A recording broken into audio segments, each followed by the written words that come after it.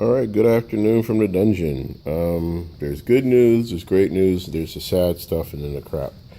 The crap is South Texas. For anyone who's never been to Texas, is the eighth ring of hell, constantly known for its own heat and humidity. This Tupperware container is resistant up to 100 degrees Celsius, I believe, but models are not. And what you're seeing is heat damage from riding this container and being next to another model. So what I have to do is come up with a better transport system to get all of the flyers, all 19 of these flyers fit in this one container. This one gorgeous, hefty container. I have to find a way to keep them cool. They can't ride around in my car, which is me being lazy to put them up. I have to go put them up in the house. And I have to repair them because riding around in Texas, yes, there's bumps, there's stops, there's gaps, and then there's people who can't drive. So I have to repair all 10 remores, boo-hoo, whatever. On the awesome news, all 9 of the Sun Sharks and Razor Sharks that I own now have their Farsight emblems on them. Some of them are a little off, but this isn't going to be on certain people's level of showcase skill. So I finally got all my Imperial Guard out that's built and somewhat painted. I got to put the caps on top of the Bane Blades and a couple of the Lehman Russes, but I have 3 Vendettas, 2 are sitting in a box, minus the bits to make them true Vendettas, 2 Chimeras, 3 Basilisks, 8 Armored Sentinels, 4 Scout Sentinels, 2 of them being Forge World with the missile launcher and rocket pod. I have multiple Lehman Russes. I know I have the 3 Punishers, the Vanquisher, the 3 stock ones, Demolishers, and I don't know what that one's called. Whoopee. I'm downsizing my armies, and I sat down and thought about the people who helped get me in a hobby when I was in college, including Lord Stark, aka Carlton Johnson, who gets a shout out, is one of my dearest 40K buddies, including our other brother, Chuck Burke from New Orleans, the Galactic Games and Gamers Matrix 40K families before Hurricane Katrina. And Carlton hasn't had a chance to rebuild his army, and I haven't been able to sell the Salamanders as a whole lot yet. So what's going to happen is that after I've used the Salamanders for the in-class movies, they're going to leave in a box for whatever he can afford to give me. I don't care if it's $20. He's a great guy, and this stuff's been sitting around for years. It's going to him in North Texas, in Garland, Texas, and I hope he can find another great group of guys to play with. And that's going to be the great news out of today's video. It's good to give back. Last year, about a year and a half ago, John Barmore, also out of the Galactic Games and Gamers Matrix game families in New Orleans, pre-Hurricane Katrina, asked me to help a young gamer out, and I gave him the Pink Tau Army, and he's enjoying the hobby. He doesn't have the army anymore, but I think as I get older and I look at all my toys in the vast expanse of my classroom, it's time I gave back. And I don't want to run the risk of my kids destroying and abusing what I own. It doesn't keep me up at night, but man, it makes me aggravated that they don't respect other people's stuff. So instead of giving the army to one of my students, I want to give it to someone who will appreciate it and who can enjoy it. The other armies I still have left include the Eldar. As a matter of fact, I need to go reach in the closet of awesomeness as you're walking through the classroom at the end of a school day. This is how you know you're about to see awesome, because it has Tau stepping on an Imperial Guard tank. Ha ha ha. So, as we enter the closet of awesome, I have Gundam. Carlton, if you're looking for that other wonderful, beautiful, beautiful, beautiful Land Raider new in the box, I have it with the Forge World Salamander doors and the 2 extra turrets for making it a Terminus pattern Land Raider. All of my Japanese studies books, anime books, manga, Hard drive, empty boxes, motherboard, empty boxes. What's in there? Oh, video card. Video capture device. I have my War Machine Minoff. Thank you, John Simon. Empty army transport.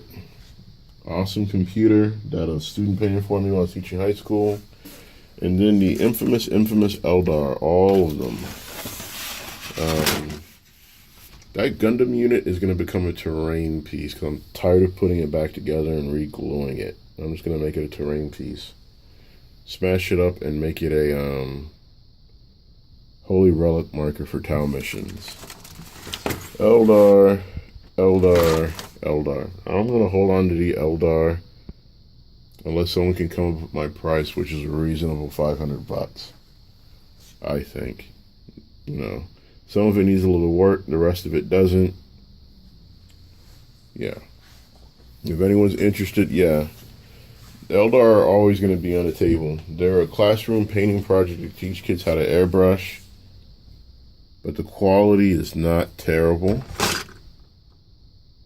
It can be easily painted over and stripped or restarted. And personal note, I'm on the fence about staying at this school because of all the restructuring and being a Title I school and then not being academically acceptable 3 years in a row, and then we got to go through a process. And the main reason why I don't want to leave is that I already got all my stash set up to be awesome for next year, meaning that, other thing I wanted to show you, the new airbrush, and do a quick review. All my stuff is set up. My classroom is ready to go for nerds. I don't have a lot of nerds at this school, and the few that I get end up in band, which isn't bad, or they end up in drama and I don't get them.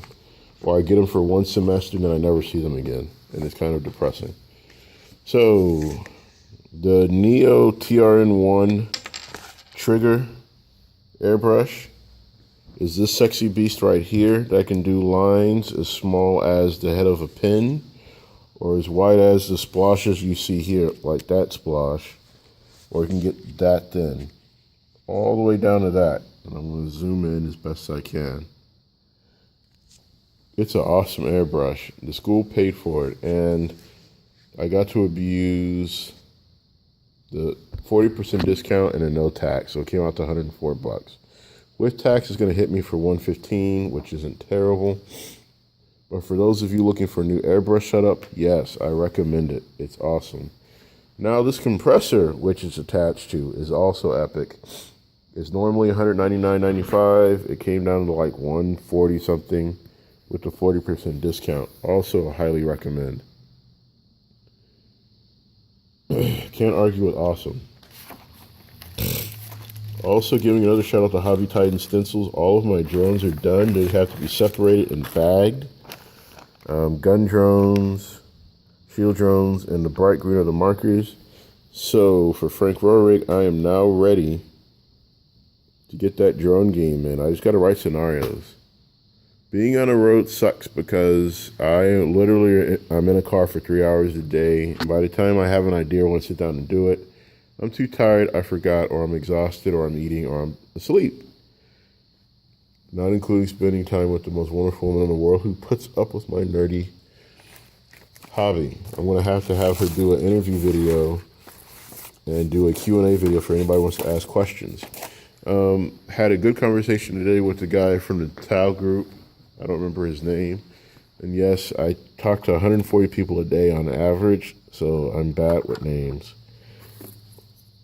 Do want to issue an apology to everyone that misunderstood the post yesterday in the Town Empire group. I wasn't trying to insult the great Chasso Israel Sanchez.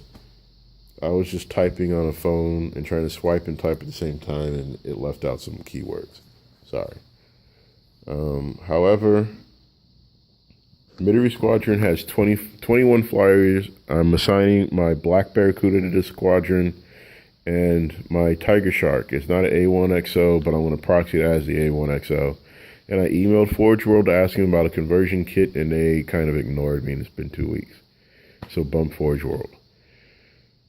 All in all, those are the 4 armies of 40K that I have. The Tau, which are officially in the they're 2,000 points from hitting 40,000 because I sold 2,000 points. The roughly 5K of Imperial Guard, less than 5K, less than 4K of Salamanders, and then the 6K in there of Space Elves. So this has been the Wednesday update. You guys probably won't hear from me until the weekend when I'm trying to get all my Tau armies on the table just to see what they look like. So all in all, thank you for being epic. Thank you for being awesome. And if worst comes to worst, in August, I'll have a new dungeon. It probably won't be the same size. Will I miss it? Yeah, but I'm really, really not complaining. There are so many wonderful places I could teach at where I don't have to worry about will my school get closed down. If I would have known that this school was on the IR list, I probably wouldn't have taken a job. I would have asked to transfer at the end of my first year. But those are the breaks. So thank you for watching as always. Have a safe drive and commute home. I will do a video. And as always, if you like the video, like, subscribe, share it. Share with your friends, share in different groups.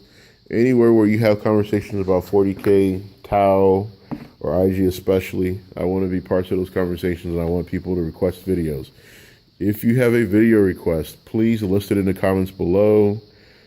I opened up a public 40K group called End Times 40K discussion group on Facebook. Please submit a request to join. That way we can keep you guys all involved in the conversation and we can keep going. And as always, the Demon in the Machine says good night.